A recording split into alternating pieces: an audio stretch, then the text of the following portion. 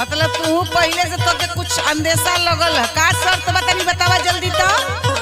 ऐसा बा हाँ एक सवाल तू पूछिया अच्छा तो हम ओकर जवाब देब, अच्छा लेकिन हमरो कुछ सवाल रही अच्छा ओकर तुहे जवाब देवे के पड़ी। आई हो दादा गोइल भइस पानी में। आ सुना, तो शर्त का बा वो बतावा।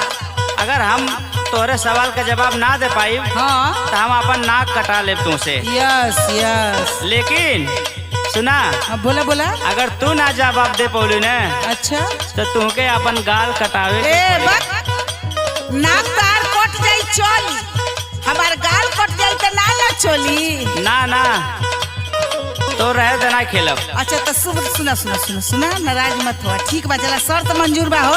तो आवा बड़ बड़ गदहा था ना लगौला तो तू का लगई भाई आवा। ठीक बता बतावा। सुना कौन बा चीज जवन ओठवा पे बैठे